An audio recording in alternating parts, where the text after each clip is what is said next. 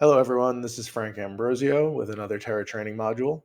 Um, I will be discussing the structure of our GitHub repository today and giving a little insight to the relationship between WDL or WDL task files and workflow files.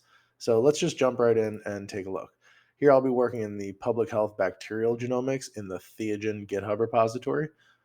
If you need this link, we'll include this link in the description of the video. So just taking a quick tour of the repository here, we see we have the tasks folder, the validation files folder, and the workflows folder. We'll be focusing on the tasks and the workflows and the relationship between the files in each of these. So if we go to the tasks folder, we see we have a few tasks here, and these are general categories of smaller tasks. So if we jump into the task taxon ID .whittle, you'll see both the workflow and the task files end in WDL because they're both written in the WDL language. But at the task level, we can include many different taxon ID tasks within this task file. So this first task is Gambit, and you see in here we have our inputs. We have the actual code block. The Python here is just importing the CSV produced by Gambit and parsing the outputs. And then we have the outputs pulled from however they're parsed in Gambit. And we define the runtime environment here. This is the Docker file that we define up top in this variable. And then we also define the amount of memory allocated to this VM, which will be spun up on the back end, or this image, the number of CPUs, the size of the disk allocated to this task. So here we'll have 16 gigabytes of RAM, we'll have 8 CPUs, and 100 gigabytes of SSD hard drive. And that is a self-contained block. You see here, these last two kind of close out the Gambit task. So then we have a whole new task defined at this level. We try to eliminate as much white space as possible as a practice in our Theogen development team. So it is not really obvious to the untrained eye that this is a whole new self-contained task. So anytime you want to look for all the tasks in a task file, you can just use Control F and then look for task. And I believe that word is not used very often in any of the outputs. I don't think it's used actually in any of the outputs. So you'll only see the this task defining command, which is a whittle method, I believe. So anyway, here is the collaborate, and you'll see on a lot of these we have the one sample suffix appended to the name of the tool, and that's because we design our tasks to run on one sample at a time. This way, if we receive many samples that we want to run a particular task on, we can run them all in parallel and take in that list of samples as an input. So here with collaborate, you see the same thing. We have our inputs, which is the assembly, the sample name, and the collaborate Docker image. Uh, we then go through, we collect the date, the version, we run collaborate, we pass the sample names using this notation, the squiggly bracket. Um, and then we have a Python block to parse our outputs again, and not just parsing them, but I guess, yeah, this is all just parsing them, collecting them, and organizing them and whatnot. And then we have our outputs over here. We have the collaborate output file itself, but these are all the individual outputs that we pull from that output file in this Python block.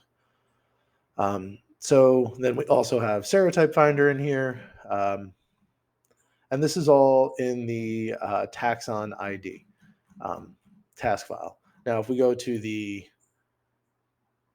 TB profiler dev branch, we will also see TB profiler in here as one of the code blocks. Here we go, TB profiler sample, TB profiler one sample paired end. And then below that, we should have TB profiler one sample ONT. And They're both pulling these Quay Docker images. They take in some inputs from, let's see. Okay, so these are the optional parameters in the TB profiler command. And we've exposed these at the workflow input level so that uh, tuberculosis researchers can uh, play with these parameters and find parameters that work for them. Tuberculosis is a very slow growing and slow mutating organism, so oftentimes the allele frequencies and the minimum depth of coverage to call a variant are in question. Recently, there was actually a microbinfy podcast specifically touching on this, and I think the thresholds they mentioned were 5 and to 12 SNPs for a conservative and um, less conservative SNP distance for relatedness threshold. Um, so yeah, we allow these parameters to be modified at the workflow level. And now to take a look at the workflow related to this. So we can go into the workflows. And if you haven't seen this before, this little side tab over here, Octatree, fantastic for navigating around your GitHub repos. Thank you, Curtis Kapzak, for that tip. So to go into the TB profiler workflow for a second, which is still written in WDL, WDL, but it accomplishes something different. This is where you expose the variables that you'll see in your Terra workflow page, where you can select the version and everything. And these variables will be passed along. As we see here, what we're doing here is passing the variable that we take in at the workflow and passing it to the input of the task. And that's in our taxon ID task file. So we're calling that task file within this workflow file right here. And we're calling the TB profiler one sample task within that task file. And then we're passing the inputs from the workflow file into the task file. Now, this allows us the flexibility to kind of mix and match all of our tasks within a single workflow. And that's why we have things set up like this. By consolidating all of the taxon ID specific tasks into a single task file, we can import all of those tasks into a single workflow with one line. And then if we wanted to perform multiple different taxon identification tasks within a single workflow, we could do so just using this taxon variable, which represents this taxon ID WDL task file. And we also have our versioning file being pulled in, but we pull that into every workflow that we run.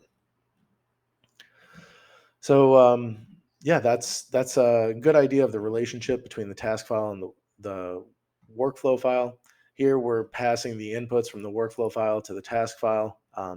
And then the outputs need to come back from the task file, right? So this is the final output of this workflow will be listed as this variable, and we're taking it from this version capture task, and this is the variable within the version capture task that we would like to take. So to look at TB profiler, let's not do any of the files. Let's do a string. So let's say we want to pull the main lineage, right? So this will be the final output in the Terra data table.